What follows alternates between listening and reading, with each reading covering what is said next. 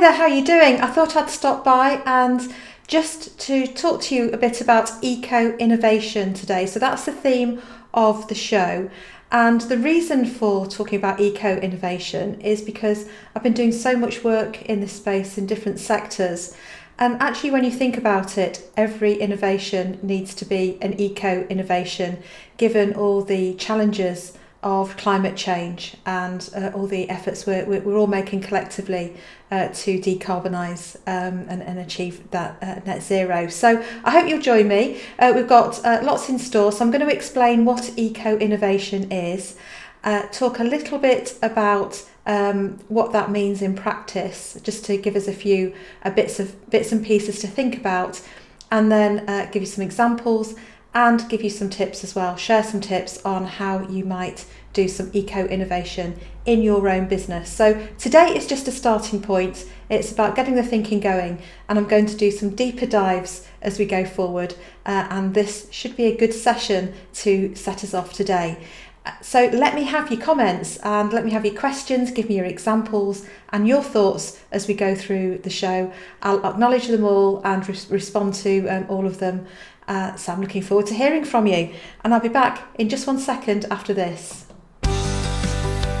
This is the Idea Time Show with Dr. Jo North, helping facilitators expand their creativity, confidence and impact through the power of innovation in action. Gain confidence as a facilitator, confidence with the technology, and confidence with your content and event design. Tune in every week for practical tips, strategies and interviews that will accelerate your personal and business success. And now, here's your host, Dr. Jo North. Today's show, I'm going to give you an overview of what eco-innovation is, some examples of eco-innovation in business, and considerations for you to reflect on if you're thinking about how to build a more sustainable business model or more sustainable products and services. Then I think this will be a really good introduction, and it's the first part in a series of shows that I'm going to be doing. So I'm going to do a deeper dive into sustainable business models and how you can innovate your business model after this, and a range of other topics as well. So this is getting us started, and it really is an introduction to eco-innovation. So let's define eco-innovation. Lots of different definitions out there, and what I've done is reviewed all of them and thought about the eco-innovation I've seen in practice and been working with. And my definition is this. Eco-innovation is business innovation that has the purpose of reducing or eliminating harm to the environment, or of helping to restore positive environmental conditions. So there's a minimum standard there of doing no harm, and preferably actually restoring some of the, and correcting some of the damage that might have been done to the environment through other innovations and other activities that we humans have undertaken in the past. So it's any innovation, and it's about doing that in a sustainable way, either to prevent any further environmental damage, or even better, to restore and put back what was once there, or to return things to how they were previously. There are some other terms for eco-innovation. So terms such as sustainable innovation, environmental innovation, green, responsible, circular innovation, all of those terms are used interchangeably with eco-innovation, and they mean, they're pretty much close relatives. Some of them have different nuanced meanings. So circular innovation is something very specific, and I'll come on to say a little bit more about circular innovation in a second.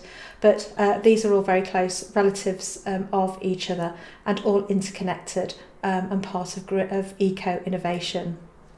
And what it involves, it's actually about, instead of just designing a product or a service and trying to make that sort of environmentally friendly or eco-friendly in itself, it's about thinking about the whole life of it, the whole life cycle of your innovation, and in a way where you gain maximum use from materials so that you can retain their value in the economy.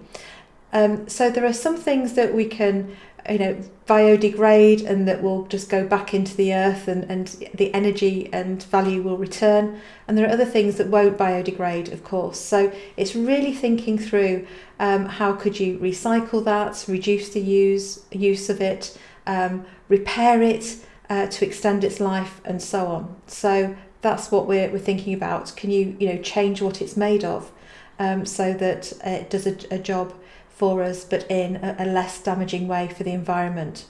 Eco-innovation also involves making strategic changes to build sustainability into the DNA of all of your business processes. So it's not just about the product or service that you produce, the end result.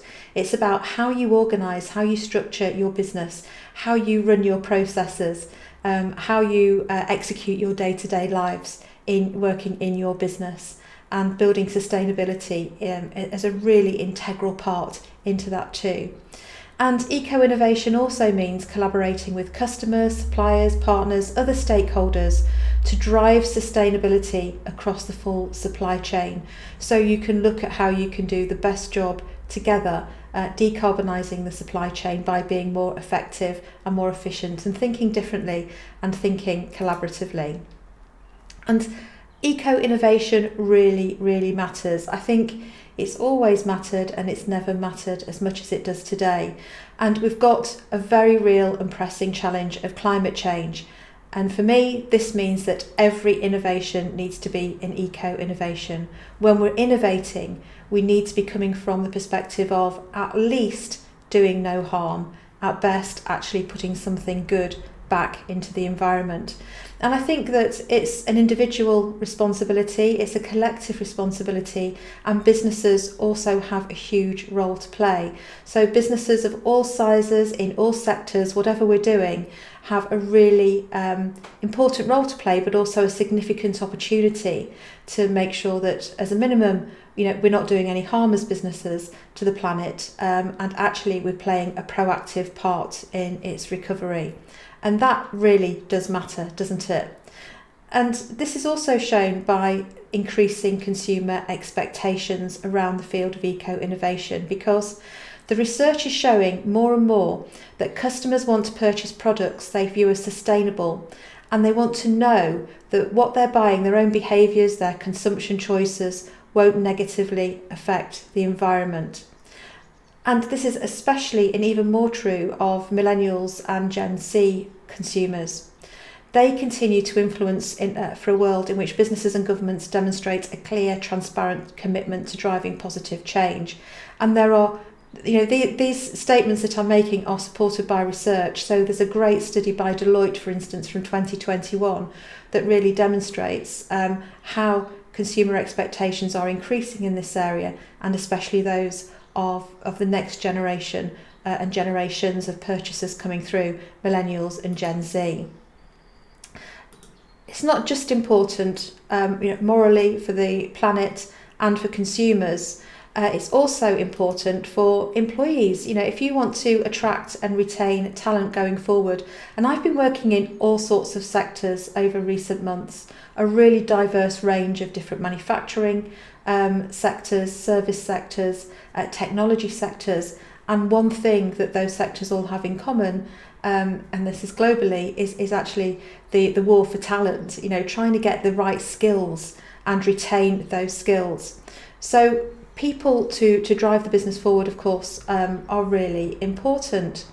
And we're finding more and more that people are making, the purpose of an organisation and part of its decision in terms of whether or not it wants to work there in the first place, whether or not they want to work there rather, or whether or not they want to stay there longer term.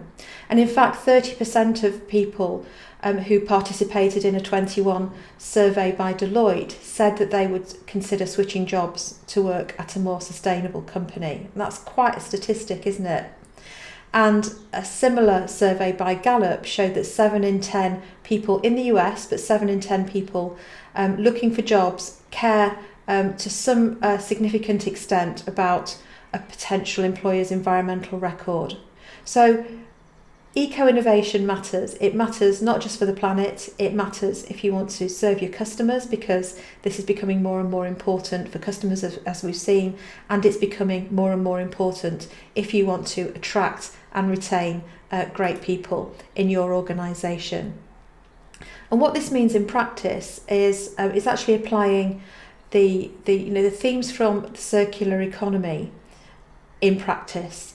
Now, the circular economy is where you think about raw materials and what we make things from and what we do with them in two different ways. It's a technical cycle, which is where we have materials that they don't go back into the earth, they don't biodegrade, they don't disintegrate and go back into nature. Once they're made, and they just sort of hang around really as earth trash unless we do something with it. And then there are materials which are in the biological cycle. So these are natural materials that do biodegrade. So in the technical cycle, you've got things like, the metals and things like that we use to make computers and phones, anything that's a man-made material. And what we need to do with those materials when we're innovating is to think about how can we maintain and extend the life of the product for as long as possible. How can we innovate to do that? Because the value of those materials in the technical cycle is actually in the product itself. So that means repairing things preventatively, extending life, and so on. When the product is past its useful life, it's then how could we recycle it? Can we take it to bits and remanufacture? So engines, for instance, taking the engine out, stripping it down and putting it back together again to remanufacture that engine and get maybe 80% of the performance and not having to have all the wastage involved in creating a brand new engine. So with those technical materials, it's how can we use them, extend life, use them for different things, and be very creative in how we use them, but thinking about that from the very moment we innovate something new. On the biological cycle, things are biodegradable. We still need to get the most use out of those to do the best for the environment and the planet.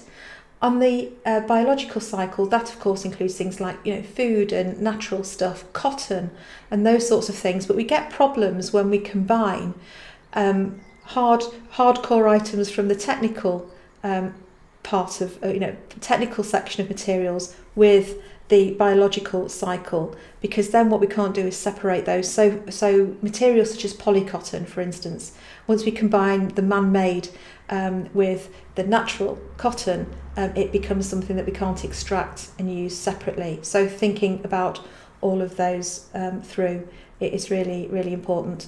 If you are interested in exploring this in more detail, I am going to be doing more shows on this theme and doing deeper dives. But do take a look at the Ellen MacArthur Foundation website, because there's lots and lots there on the circular economy. And I think it's such a good trigger, a good a checklist, a starting point for thinking, what are we making here? What are we producing? When we do this going forward, how can we do that even more sustainably? How can we innovate so that we are remanufacturing, recycling, extending life, and so on, and being mindful of what we combine so that we can do the best job for the planet as well. So check that out and have a look at that and think about actually how circular is your business, how circular are your innovations, and how can you build in that circularity to your activities and what you do.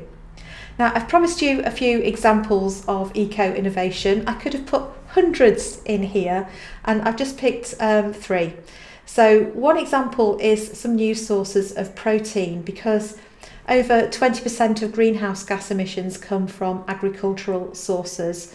And obviously with population, people need to be fed. So this has led to alternative protein innovations. So companies challenging themselves to deal with new regulation in the future and how we eat.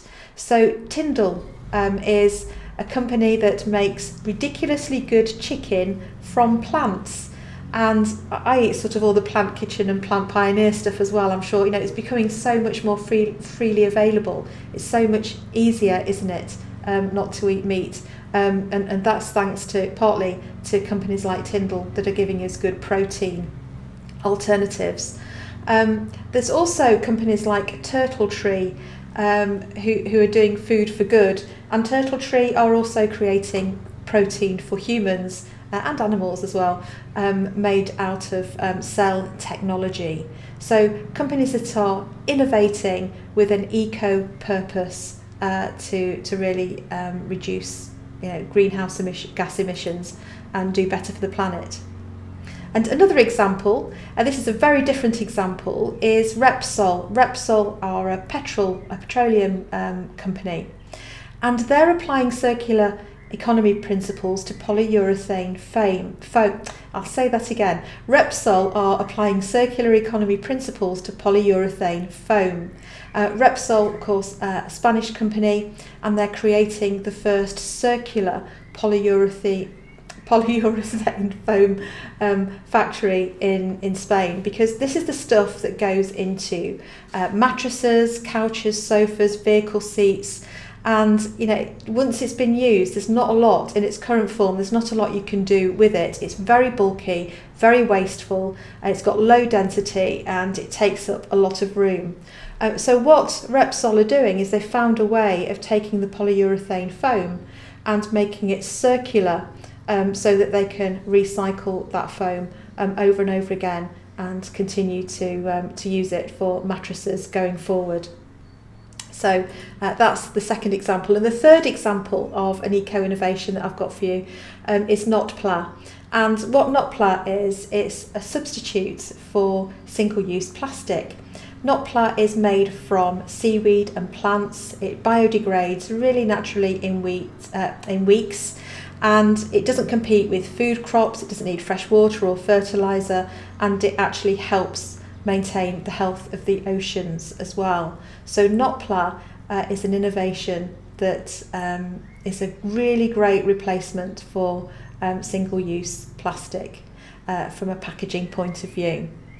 So 3 examples of eco-innovation there. And if you're thinking about doing eco-innovation in your business, I would suggest you follow the following steps. That firstly, assess the eco-innovation opportunity. So look at what's going on out there. Look at the advances in technology, in materials, in energy, and all the strides that so many different sectors are making going forward, because there's probably opportunity in there for you to learn from that, to maybe use some of that technology in your own products and services. And then have a really good hard look, step 2, at your own organisation and deconstruct it step by step, how you make things, how you produce things, how you deliver things, the energy sources that you use, how you travel, all of those things, and see where you can make materially the biggest difference to your carbon footprint, to sustainability, and find ways that you can drive eco-innovation into your business model. From there, having assessed the external opportunity and looked at yourselves internally as a business, then it's really time to shape your value proposition. So like Notpla have done with the single-use plastic substitute made out of seaweed or biodegradable, is they've got a really clear value proposition there. And for your eco-innovation to be commercially successful, it needs to do a couple of things. Firstly, it needs to properly solve the problem that it's intended to. So it needs to do a good functional job. It needs to be something that people will get, they'll understand, you can communicate it clearly, and then they'll be motivated to buy it because you can do it at such a cost. It might be slightly more expensive than the non-eco version, but even so, it's still affordable for your target customer. So shape all of that value proposition, test it, evaluate customer demand as you would with any innovation, and then go back again and put sustainability at the very heart of how you deliver that product and service to your customers in your business model. You'll need to do a business case, as always, of course, to work that through, get the costings correct. You might need to invest in some research and development. and be very iterative. We've talked before on the show, haven't we, about lean innovation, testing things quickly, learning quickly, failing quickly and going again, being informed by what you learn rather than innovating in a vacuum. So building that in to your process and working through what that means financially. And also considering the principle of environmental accounting. And what this means is that when you take your decision whether or not you're going to pursue something or not, as well as thinking about the financials of things, think about what will this do environmentally? How will it improve your environmental performance? Will it help you control costs? Will you be cleaner? Will it help your cleaner technology processes? And how will it work through all the way through into your customer proposition in terms of being a great incentive for your customers to buy from you as well. So what environmental accounting does is it helps you to demonstrate the impact of your business actions on the environment and use that to complement how you normally do your financial measurement too. I hope that's been a really useful start, an introduction to eco-innovation, an eco-innovation 101 if you like. So it's about innovation that really is there at least to do no harm to the planet, preferably to do some good for the planet. It's there to serve customers. Customers are voting with their feet in terms of where they want to buy from and the sorts of things they want to buy. And also people are deciding when they're working out who they're going to work for, what careers they're going to pursue. Having an environmental conscience is really important to many talented people in the workforce as well, as we've seen from the research. And then work that through, think about how you can make things circular, think about the technical cycle, the biological cycle, and the environmental impact, as well as the financial decisions that you're making. So there's quite a bit there. If you'd like to read all about that, I have written this out in more detail in an article on the bigbangpartnership.co.uk website, and you'll find it if you just do /introduction to eco innovation. It's there for you. So I'd love to know what you think. Let me know, and good luck with your eco innovation. If you'd like any help or any more materials or resources, I've got lots available, so just drop me a note and let me know, and I'll be really pleased to hear from you. I'll just share them because it's good for the world. So Paul says, hi Paul, Paul Knight, great information, works in the nuclear sector looking at alternative source material and processing of that material to reduce environmental burden from encapsulation of waste by reducing CO2 discharges. It's a fascinating problem. That sounds really brilliant work, Paul, so thank you very much indeed for joining and for your comment and for sharing that really great eco-innovation example. Right, so I will be back hopefully next week with more on eco-innovation. We're going deeper next time, looking at sustainable business model development, and I'll see you then. Bye for now. Thank you for tuning in to the Idea Time Show, brought to you by Dr. Joe North. Don't forget to subscribe to our channel and access more completely free resources at bigbangpartnership.co.uk/resources. We'll see you next time.